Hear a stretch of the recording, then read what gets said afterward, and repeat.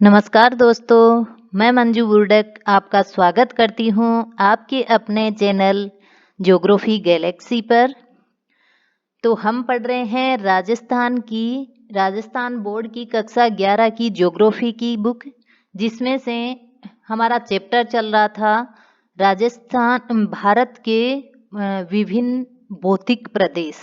ठीक है, अगर हम भारत की बात करें तो भारत को मुख्य 4 भौतिक प्रदेशों में बांटा है, लेकिन इस राजस्थान बोर्ड की बुक ने 6 भागों में बांटकर पढ़ाया है। तो ध्यान रखना, जो भी सामने एग्जाम आ रही है आपको इस किताब के आधार पर ही उत्तर देना है। ठीक है, क्योंकि हमें बार बार निर्देश दिया जा रहा है हर एग्जाम के सिलेबस में राजस्थान बोर्ड की जो किताबें हैं उनको मद्देनजर रखते हुए पेपर बनेगा। ठीक है, तो इसमें अगर हम बात करें 6 भागों की, भौगोलिक 6 प्रदेशों की भारत के, तो वो हैं सबसे पहला उत्तर पर्वतीय प्रदेश या फिर हिमालय पर्वत बोल सकते हैं। नंबर 2 पर है विशाल मैदान। नंबर 3 पर हो जाएगा थार का मरुस्थल। नंबर 4 तटीय प्रदेश, ये प्रायद्वीपीय पठार। नंबर 5 पे हो जाएंगे तटीय प्रदेश और नंबर 6 पर हो जाएंगे द्वीप समूह है। इस प्रकार 6 भागों में भारत का भौतिक विभाजन किया गया है राजस्थान बोर्ड की बुक में, जो कि हम पढ़ रहे हैं। हमने जो पर्वतीय प्रदेश है उत्तर वाले उसको कंप्लीट कर लिया है पीछे के लेक्चर्स में। आज हम पढ़ने वाले हैं भारत का विशाल मैदान। ठीक है, तो आइए भारत के विशाल मैदान की बात करें तो सबसे पहले इसका विस्तार देखिए आप। यह मैदान हिमालय पर्वत तथा प्रायद्वीपीय पठार के मध्य में स्थित है। ठीक है, हिमालय पर्वत हमने पढ़ लिया। हिमालय पर्वत के दक्षिण से लेकर प्रायद्वीपीय पठार के उत्तर में बीच में जो पट्टी रूप में फैला हुआ है वो है अपना विशाल मैदान। भारत के विभाजन से पूर्व इसे गंगा सिंधु मैदान कहा जाता था। ध्यान रखना, विभाजन से पहले गंगा सिंधु मैदान कहते थे, लेकिन बहुत सारी जो सिंधु और सिंधु की सहायक नदियां हैं, झेलम, चिनाब, रावी, ये सब पाकिस्तान में चले जाने के कारण अब भारतीय क्षेत्र को सतलज, गंगा, ब्रह्मपुत्र का मैदान कहा जाता है। इसका आकार धनुषाकार है। ध्यान रखना, हिमालय पर्वत का आकार था चापाकार, जहां इसका आकार है धनुषाकार। ठीक है, मैदान की लंबाई की बात करें तो 2400 किलोमीटर और चौड़ाई की बात करें तो 150 से 480 किलोमीटर में फैलाव है। धीमे ढाल वाला और अत्यंत समतल मैदान है ये। ठीक है, ढाल बहुत धीमा है इसका। बात करें जल विभाजक का तो यहाँ पर अरावली पर्वत जो है वो जल विभाजक का कार्य करती है। ठीक है, अरब सागर और बंगाल की खाड़ी में जो नदियां अपना जल उड़ेलती है उनका विभाजन अरावली पर्वत कर रहा है। अरावली को छोड़कर अगर देखा जाए तो इसकी अधिकतम ऊंचाई 185 मीटर है। अगर हम अरावली को एक तरफ कर दें तो फिर इसकी अधिकतम जो ऊंचाई है वो 185 मीटर तक है। इसकी जो तलछट का जो जमाव है इस प्रदेश में, इसकी परत की जो गहराई है वो 3000 मीटर से भी मोटी मानी गई है। ठीक है, 3000 मीटर से भी मोटा जो तलछट जमाव है यहाँ पर। और ध्यान रखने योग्य बात यह है कि विश्व की सबसे अधिक उपजाऊ, विस्तृत और घना बसा आबाद क्षेत्र ये है। नेक्स्ट, अब बात करेंगे, ये हमने जो अभी बात की है वो भारतीय विशाल मैदान के लक्षणों की बात कर ली कंप्लीटली। अब हम बात करेंगे इसका विभाजन करके पढ़ेंगे हम। ठीक है, तो सबसे पहले हम पढ़ेंगे भौगोलिक वर्गीकरण करके। भौगोलिक वर्गीकरण करें तो इन प्रदेशों को 4 भागों में बांटा गया है। तो एक बार ध्यान दीजिएगा आप कि देखिए, जब ये पर्वत चोटियां हैं हिमालय की, ये पर्वत चोटियां हैं, अगर यहाँ से नदी उतर रही है नीचे, यहाँ से नदियां नीचे उतर रही है, तो देखिए आप ध्यान दीजिए, यहाँ पर जो गिरी के पैरों में, मतलब गिरिपाद में जो कंकड़ बिछा रही है, ठीक है, कंकड़ बिछा रही है अपने साथ, जो निक्षेप लेकर आई है, यानी कि जो अवसाद लेकर आई है उनका निक्षेप कर रही है अपने साथ। ये मोटी मोटी चट्टानें ला रही है, कंकड़ पत्थर ला रही है, उनको मैदान में ये अपने साथ लेकर नहीं चल पाती नदियां, तो इनका जमाव गिरिपाद में हो जाता है, यानी पर्वत के जस्ट नीचे उतरते ही ये अपना अवसाद वहीं इकट्ठा कर देती है नदियां। इनको बोलते हैं भाबर। क्या बोला जाता है इनको? भाबर।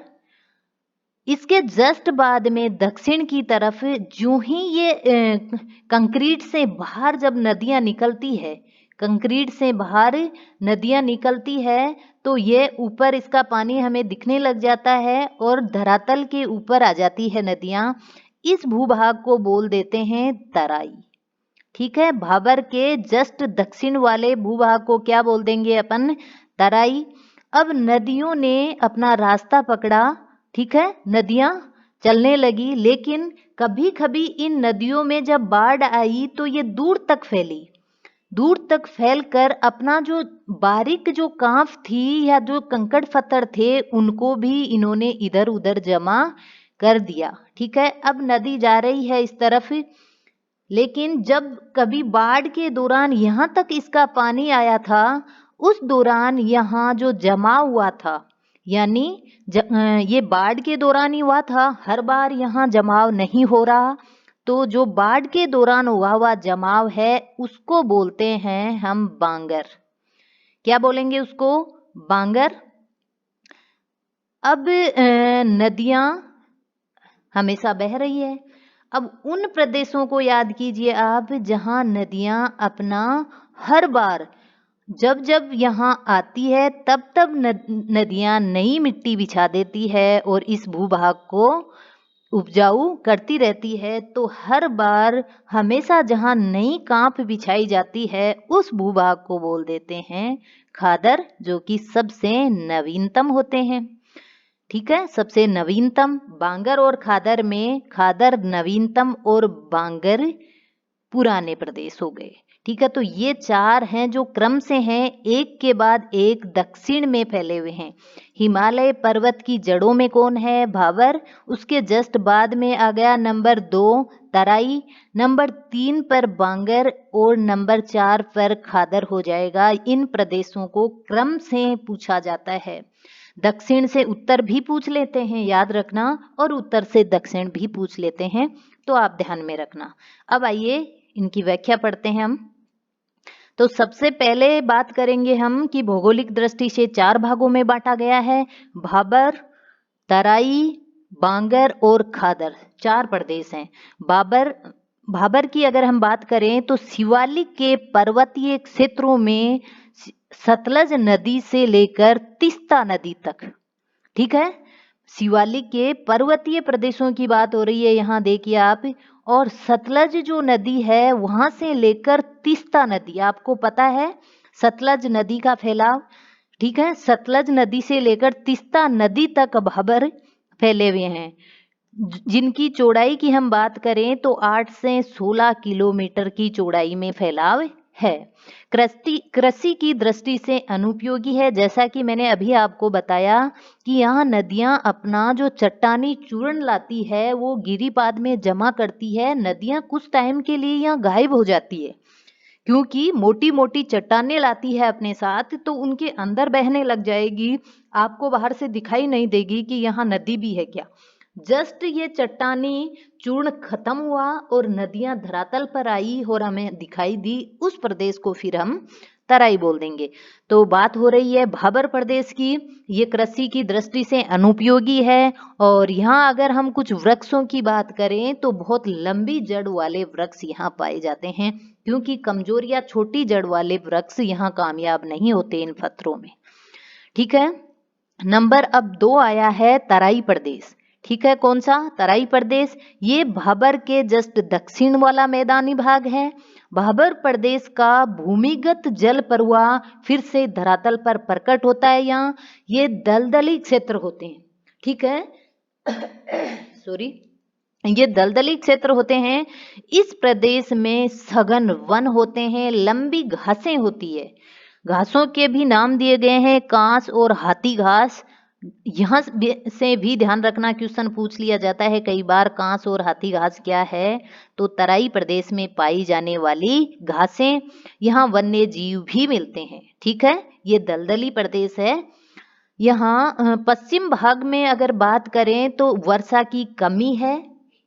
ठीक है, विशाल मैदान के पश्चिम भाग की बात करें, जम्मू कश्मीर वाले भाग की बात करें, तो हम सब जानते हैं कि यहाँ वर्षा की कमी है, इसलिए तराई का अभाव है, तराई प्रदेश वहाँ नहीं देखे जाते।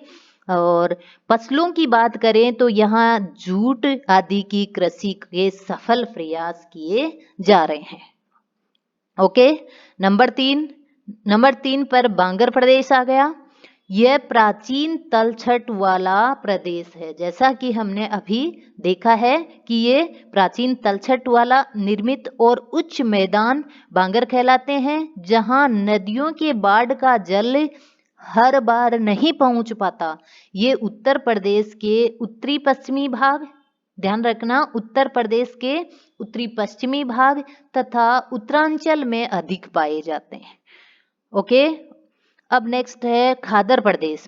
खादर प्रदेश की बात करें तो देखिए, नई तलछट और कांप मिट्टी यहाँ हर बार बिछा दी जाती है, तो इन निचले मैदानों को हम खादर प्रदेश कहते हैं। बाढ़ का पानी प्रति वर्ष यहाँ पहुंचकर मिट्टी की नई परत जमाता है, मिट्टी की नई परत जमा देता है, और इन मैदानों को हम खादर कह देते हैं। इनकी अगर लोकेशन देखें तो ये पूर्वी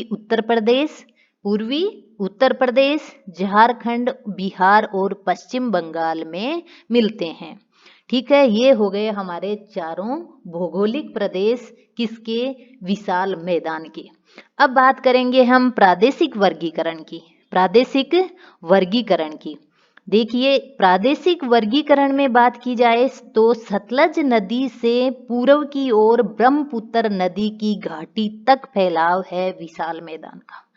तो देखिए आप एक बार,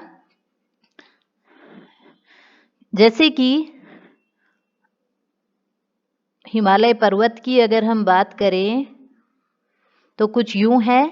तो यहाँ से जो सतलज नदी निकलती है, मानसरोवर से सतलज नदी निकलती है। यहाँ सतलज नदी की बात हो रही है कि इस सतलज नदी से लेकर यहाँ पर जो ब्रह्मपुत्र नदी का जो फैलाव है, ठीक है, तो यहाँ तक अपना विशाल मैदान बोला जाता है। कहाँ से? सतलज नदी से लेकर ब्रह्मपुत्र नदी तक। ये कौन है? ये है विशाल मैदान। वैसे हमने बात कर ली कि हिमालय प्रदेश से लेकर प्रायद्वीपीय भारत तक, ठीक है, हिमालय पर्वत से लेकर प्रायद्वीपीय जो पठार है वहां तक विस्तार है। और अगर हम बात करें पूर्व पश्चिम की, तो पश्चिम में सतलज नदी से लेकर ब्रह्मपुत्र नदी तक फैला हुआ है कौन? भारत का विशाल मैदान। ये है प्रादेशिक वर्गीकरण। प्रादेशिक वर्गीकरण को भी हमने चार भागों में बांटा है। तो देखिए, सबसे पहला है पंजाब हरियाणा का मैदान। सबसे फर्स्ट कौन हो जाएगा? पंजाब हरियाणा का मैदान। इसमें पंजाब और हरियाणा राज्यों में विस्तृत है ये मोस्टली, जैसा कि आपको मेन हेडिंग से ही पता लग रहा है। इस मैदान का उत्तर पश्चिमी भाग है वो सिंधु और उसकी सहायक नदियों, कौन सी है सिंधु की सहायक नदियां? सतलज, व्यास, रावी, चिनाब और झेलम द्वारा जमा की गई कांप मिट्टी के जमाव से बना है। ठीक है, सिंधु और सिंधु की सहायक नदियों ने जो कांप मिट्टी बिछा रखी है उससे बना हुआ है पंजाब हरियाणा जो मैदान है। ठीक है, दो नदियों के मध्य, आपको पता होगा, दो नदियों के मध्य का जो स्थित मैदानी क्षेत्र होता है उसको स्थानीय भाषा में दोआब कहा जाता है। यहाँ दो नदियों के बीच की जो आब है, वो जो जगह है, उसको क्या बोलते हैं? दोआब। तो देखिए कुछ यहाँ ये जो सिंधु नदी तंत्र है, सिंधु नदी और सिंधु की सहायक जो नदियां हैं, उन दो दो नदियों के बीच बीच में कौन से दोआब बन रहे हैं, ये नाम याद रखना आप, यहाँ से क्वेश्चन बहुत बार आता है। तो ध्यान रखना कि व्यास और सतलज, ये दक्षिण से बात हुई है, उत्तर से दक्षिण की बात करें हम तो उत्तर से नहीं पढ़ रहे हैं हम, जबकि सिंधु सबसे उत्तर में है, आपको पता है, लेकिन बात हो रही है यहाँ सतलज से स्टार्ट कर रहे हैं, जो कि सबसे दक्षिण में है इन पांचों नदियों में। तो बात हो रही है यहाँ, ये कह रहा है कि व्यास और जो सतलज नदी है, उनके बीच के भाग को क्या बोला जाता है? बिस्त दोआब। कोई हार्ड नहीं है, आप देखिए दोनों नदियों के मिलते जुलते एक एक नाम उठा लिए। बी व्यास का जो व है या ब है, यहाँ से इसने ब ले लिया, बी ले लिया, और फिर स तय यानी सत, तो बिस्त। ठीक है। रावी और व्यास जस्ट उसके उत्तर में, कौन से? बिस्त दोआब के उत्तर में बढ़े तो रावी और व्यास के बीच का जो भूभाग है उसको बोलते हैं बारी। ये भी इन दोनों नदियों के बीच से, देखिए बास से व्यास से फिर बे ले लिया और रास से रे ले लिया, और ऐसे करके बारी दोआब। बात करें उसके उत्तर में तो चिनाब और रावी है, चिनाब रावी के बीच में रेचना, ये भी दोनों शब्दों से, दोनों जो नदियों हैं उन्हीं से शब्द लिए गए हैं। ध्यान दे लेना, एक बार ध्यान दे लेना, फिर नहीं भूलोगे। फिर है झेलम और चिनाब, वहां से चाज दोआब, और सिंधु और झेलम के बीच के भूभाग को या दोआब को बोलते हैं सिंधु सागर दोआब। ठीक है, याद रखना, यहां से क्वेश्चन आते हैं। आगे बढ़िए, इनमें से केवल जो बिस्त बारी दोआब है, बिस्त बारी दोआब सबसे पहले जो हमने देखा था, देखिए फिर से देखिए, व्यास और सतलज के बीच का, कौन सा? व्यास और जो सतलज के बीच का था बिस्त दोआब, यही भारत में अवस्थित है, ध्यान रखना। बाकी जो हमने पढ़े हैं, बिस्त और बारी यानी व्यास और सतलज का बिस्त, और रावी और व्यास का बारी, ये दोनों प्रदेश भारत में स्थित हैं, जबकि रेचना, चाज और सिंधु सागर दोआब ये पाकिस्तान में चले गए हैं विभाजन के बाद। नदियों के दोनों ओर का 10 से 20 किलोमीटर का जो चौड़ा क्षेत्र होता है उसको खादर या फिर बाढ़ग्रस्त बोलते हैं। जैसा कि हमने पीछे देखा था कि जहां हर बार नदी अपना निक्षेप कर रही है, कांप मिट्टी बिछा रही है, वो वाला क्षेत्र खादर कहलाता है। तो नदियों के दोनों ओर 10 से 20 किलोमीटर तक का वो भाग होता है। इसको स्थानीय भाषा में बेट कहा जाता है। याद रखना, ये बेट शब्द यहाँ से भी क्वेश्चन आ जाता है, बेट किसे कहते हैं, बेट क्या है? खादर प्रदेश को ही बेट कहा जाता है स्थानीय भाषा में। छोटी छोटी नदियों द्वारा अपर्दन के कारण यहाँ कई खड्डे भी बन जाते हैं, इनको बोलते हैं चो, CHO। ठीक है, इनको क्या बोल देंगे? चो बोल देंगे। और ऐसे चो होशियारपुर में ज्यादा मिलते हैं। आपको पता होगा होशियारपुर पंजाब स्टेट का एक जिला है, पंजाब स्टेट का एक जिला है होशियारपुर, वहां पर ये चीजें ज्यादा देखने को मिलती है। बात करें हम दक्षिण पूर्व में घग्गर नदी की, तो यहाँ तक फैले हुए मैदान को हम बोलते हैं हरियाणा का मैदान। घग्गर नदी तक के जो मैदान है उसको हरियाणा का मैदान बोल देते हैं। और सिंचाई की सुविधा में वृद्धि के साथ साथ हरियाणा मैदान का कृषि उपयोग तेजी से बढ़ रहा है। अब नंबर 2 आ जाएगा गंगा का मैदान। हम बढ़ रहे हैं पश्चिम से पूर्व, ध्यान रखना, हम पश्चिम से पूर्व बढ़ रहे हैं। सबसे पहले पश्चिमी विशाल मैदान की बात की थी हमने, पंजाब हरियाणा का मैदान। उसके जस्ट पूर्व में है गंगा का मैदान, जो कि देखिए आप, विशाल समतल और अत्यंत उपजाऊ है। गंगा और उसकी सहायक नदियां यमुना, गोमती, घाघरा, गंडक, कोसी, बेतवा, केन, चंबल, सोन द्वारा जमा की गई उपजाऊ कांप मिट्टी से बना है। इसका विस्तार अरावली श्रेणियों के पूर्व से प्रारंभ होकर पश्चिम बंगाल तक है। देख लीजिए विस्तार कहाँ है, अरावली श्रेणियां। अरावली श्रेणियों का पूर्व कहाँ है, आपको पता ही है कि ये अलवर, अपने राजस्थान में अलवर से निकलकर दिल्ली तक जा रही है। तो वहां से बात हो रही है कि वहां से लेकर पश्चिम बंगाल तक फैलाव है गंगा मैदान का। अर्थात ये पूर्वी राजस्थान, उत्तरांचल, उत्तर प्रदेश, झारखंड, बिहार और पश्चिम बंगाल में फैला हुआ है गंगा का मैदान। सामान्य ढाल इसका पूर्व तथा दक्षिण पूर्व की ओर है। जैसा कि हम जानते हैं, ये थोड़ी कॉमन सेंस की सी बात है कि यहाँ से जो भी नदियाँ निकल रही है वो सब बंगाल की खाड़ी में अपना पानी उड़ेल रही है। तो हम समझ सकते हैं कि इसका जो ढाल है इस प्रदेश का वो दक्षिण और दक्षिण पूर्व की तरफ है।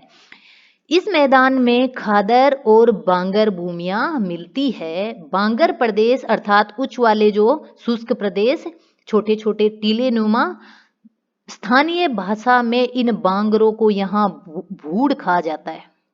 याद रखना, अभी जस्ट पहले आया था पंजाब मैदान में बेट आया था, खादर को बोल रहे थे वहां बेट, और यहाँ बांगर को बोल रहे हैं भूड़ प्रदेश। ठीक है, तो उत्तर प्रदेश के पूर्वी भाग में इसे गंगा यमुना का दोआब कह देते हैं और उत्तरी मध्य भाग में रुहेलखंड का मैदान। ठीक है, तो उत्तरी पूर्वी भाग को अवध का मैदान कह दिया जाता है। इस मैदान को 3 भागों में बांटकर देखा जाए तो गंगा यमुना दोआब, रुहेलखंड का मैदान और अवध का मैदान बोल देते हैं। बिहार में, याद रखना, बिहार में गंगा नदी के दोनों ओर का जो प्रदेश है उसको झारखंड का मैदान और बिहार का मैदान कह देते हैं। झारखंड के मैदान में बात करें तो घाघरा, गंडक, कोसी नदियां बहती है और इसका ढाल भी दक्षिण पूर्व की ओर है। तो आइए अब छोटा नागपुर पठार की अगर हम बात करें, इसी प्रदेश की बात हो रही है। छोटा नागपुर पठार से निकलकर जो सोन और अन्य नदियां भी उत्तर और उत्तर पूर्व की ओर प्रवाहित होकर गंगा नदी में मिलती है। हम जानते हैं कि छोटा नागपुर पठार का फैलाव जो है वो कहाँ है, झारखंड में है। तो वहां से जो नदियां निकलेगी वो गंगा नदी की तरफ बढ़ेगी, तो उसको या तो उत्तर या उत्तर पूर्व की ओर चलना होगा और फिर वो गंगा नदी में मिल जाएगी। पश्चिम बंगाल में हिमालय पदीय क्षेत्र में गंगा के डेल्टा तक उत्तरी बंगाल मैदान और गंगा और ब्रह्मपुत्र नदियां प्रवाहित हो रही है। यहाँ पर्वत पदीय क्षेत्र को दुआर कहते हैं। याद रखना, यहाँ पर जो पर्वत पदीय क्षेत्र है उसको दुआर बोला जाता है और चाय के बहुत सारे बागान हैं। ठीक है, नंबर 3 ब्रह्मपुत्र का मैदान। देखिए, ब्रह्मपुत्र का मैदान यानी असम राज्य में हिमालय और गारो पहाड़ियों के मध्य में फैला हुआ है। गारो पहाड़ियां हम जानते हैं कहाँ हैं। गारो पहाड़ियां मेघालय में गारो खासी जयंती पहाड़ियां हैं। तो यहाँ बात हो रही है कि मेघालय में जो गारो पहाड़ियां हैं वहां से लेकर हिमालय तक विस्तृत है इसका एक लंबा सा मैदान जो संकड़ा है। 650 किलोमीटर लंबाई है इसकी और चौड़ाई मात्र 100 किलोमीटर है, यानी ये संकड़ा प्रदेश है। धुबरी से सादिया तक फैलाव है इस मैदान का। आपको पता है धुबरी असम का एक जिला है धुबरी, और सदिया है असम में स्थित, लेकिन ये सीमा पर है किसके, अरुणाचल प्रदेश के। असम के एकदम पूर्वोत्तम जो स्थान है वो है सदिया। तो धुबरी से लेकर सदिया तक इस प्रदेश का फैलाव है। ब्रह्मपुत्र नदी के जल की बात करें तो मिट्टी की अधिकता होती है इसमें, और कहीं अगर बहाव में रुकावट आ गई तो वहां पर ढेरों मिट्टी एकत्रित हो जाती है। इसी कारण ब्रह्मपुत्र नदी में द्वीप बने हुए हैं। ब्रह्मपुत्र नदी में बहुत सारे द्वीप बने हुए हैं, और आप जानते होंगे कि जो माजुली द्वीप है ब्रह्मपुत्र नदी का वो विश्व प्रसिद्ध है। ठीक है, कौन सा, माजुली द्वीप। माजुली जो द्वीप है वो विश्व प्रसिद्ध है। अब बात आती है नंबर 4 गंगा ब्रह्मपुत्र का डेल्टा। ठीक है, गंगा ब्रह्मपुत्र का डेल्टा ये अत्यंत समतल क्षेत्र है, समुद्र तल से बहुत कम ऊंचा है। इस क्षेत्र में ज्वार का जल भी फैल जाता है। समुद्र में जब ज्वार भाटा आता है तो ज्वार का जल इस क्षेत्र तक आता है, इससे ये भाग दलदली रहता है और ज्वारीय जल में डूब में न आने वाला जो उच्च भूमि है कहीं कहीं यानी जब ज्वार आता है समुद्र से तो जो भूभाग उस ज्वार में नहीं डूबता है उसको बोलते हैं यहाँ पर चर। ठीक है, ठीक है, क्या बोलेंगे? CHAR, चर। और कुछ बस्तियां भी है यहाँ। निम्न भूमि को यहाँ बिल बोलते हैं। अब देखिए चर और बिल दो शब्द हो गए हैं, याद रखना। बिल जहाँ पर हर बार ज्वार आ जाता है, और चर जो ज्वार में नहीं डूबने वाले उच्च प्रदेश हैं वो हैं चर। ठीक है, और जो बिल है वहां ज्वार का पानी आता है। निम्न भूभाग है, वहां पर जूट बोने के लिए पर्याप्त जल मिल जाता है वहां के स्थानीय लोगों को। ये हो गया हमारा विशाल मैदान। अब कुछ विशाल मैदान के महत्व हैं, ये भी देख लीजिए आप साथ में ही। तो ये कांप मिट्टी से बना है, उपजाऊ मैदान है, मिट्टी की उर्वरता यहाँ प्राकृतिक रूप से नवीनीकरण होती जाती है। नदियों का यहाँ जाल सा बिछा है, जिससे जिससे क्या होता है? सिंचाई, जल परिवहन, जल विद्युत उत्पादन और उद्योगों में इसका उपयोग किया जा सकता है। नहरों के निर्माण और कुओं की खुदाई पर बहुत कम व्यय होता है। जैसा हम जानते हैं यहाँ पानी बहुत पास में है, बहुत ऊंचाई पर है भूमिगत जल, तो कुओं पर ज्यादा खर्चा यहाँ नहीं होता, बहुत ऊपर पानी मिल जाता है लोगों को। सिंचाई के साधन यहाँ सस्ते और सुलभ हैं। पूर्वी भाग में अगर हम बात करें तो गन्ना, चाय, चावल। ठीक है, ध्यान रखना, पूर्वी भाग में तो गन्ना, चाय, चावल, और पश्चिमी भाग में कौन कौन है? गेहूं और कपास की फसलें बोई जाती है। यहाँ देश की लगभग 45% जनसंख्या, बहुत होती है 45%, यानी अपने देश की मोस्टली जो आधी जनसंख्या है वो तो विशाल मैदान में ही निवास कर रही है। नंबर 8 पर आइए। भारत के अधिकांश जो बड़े नगर हैं, व्यापारिक और औद्योगिक केंद्र हैं, वो इसी मैदान में अवस्थित हैं। ठीक है। नंबर 10 पर क्या है? व्यापार की सुविधाएं यहाँ सुलभ है।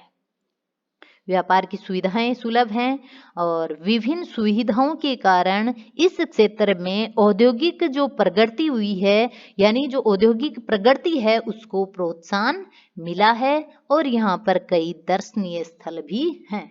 ठीक है, ये हो गया हमारा विशाल मैदान, जिसको हमने दो प्रकार से पढ़ा है। भौगोलिक वर्गीकरण भी किया है और प्रादेशिक वर्गीकरण भी किया है। नेक्स्ट लेक्चर में हम पढ़ लेंगे थार का मरुस्थल। तो ठीक है, आज इतना ही, कल फिर मिलेंगे। धन्यवाद।